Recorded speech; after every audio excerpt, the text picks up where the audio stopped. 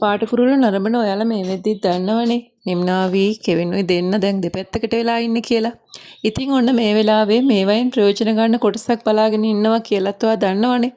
මම මේ වීඩියෝ එක අරන් එන්නේ අන්න ඒ දේවල් ගැන. ඉතින් යාළුවනේ පාටකුරුල්ලෝ ටෙලිනාට්‍යයේ ඕගොල්ලෝ හැමෝම හුඟක් ආදරයෙන් ආසාවෙන් නරඹනවා කියලා මම දන්නවා. ඒක කොටසක්වත් මිස් නොකර මග ඇර බලනවා කියලාත් දන්නවා. ඉතින් යාළුවනේ මම අද කියන්න යන්නේ මෙන්න මේ කෙවින්ගේ නිම්නාවිවයි දෙන්නව එකතු කරන්න ගඟුලිගේ තාත්තයි දෙන්න එකතු වෙලා ගහන මාස්ටර් ප්ලෑන් එකක් ගැන. වීඩියෝ එකට යන්න කලින් ඔයා වීඩියෝ එක බලලා ඒකට ලයික් එකක් දාලා කමෙන්ට් කරන්න. ඒ වගේම මයි channel එක subscribe කරලා නැතුව නම් වීඩියෝ බලන්නේ මතක ඇදෝ channel එක subscribe කරන්න.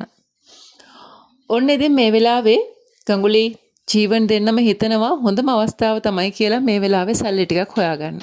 ඉතින් මේ අය සල්ලි හොයාගන්න බලාපොරොත්තු වෙන්නේ කෙවින්ගේ නිම්නාවිගේ ආදරේ මැද්දට පැනලා මේ දෙන්නම එකතු කරන්න උත්සාහ කරගෙන.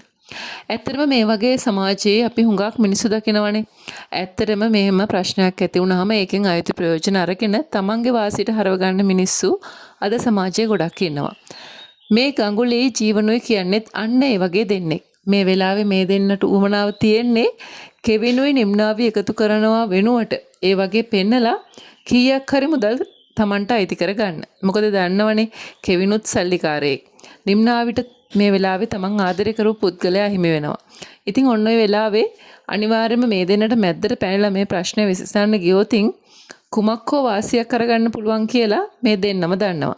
ඉතින් ඔන්න ඔය හේතුව නිසා තමයි ජීවන් තමන්ගේ සැලැස්ම තමන්ගේ දුවට කියන්නේ. ඉතින් සැලැස්මට අනුව ඉස්සෙල්ලම වෙන දේ තමයි ගඟුලි මංජිතත් එක්ක යනවා ෆොන්සේකා මහත්තයව මුණ ගැහෙන්න ෆොන්සේකා මහත්තයාගේ ඔෆිස් එකට. ඉතින් ඇත්තටම මේ විදිහට ගිහිල්ලා කතා බහ කරලා කොහොම හරි ෆොන්සේකා මහත්තයාගේ හිත දිනා ගන්නවා ගඟුලි. ඉතින් ඊට පස්සේ වෙන්නේ මොකක්ද කියලා මම ඔයාලට ඊළඟ වීඩියෝ එකකින් අරන් එන්නම්.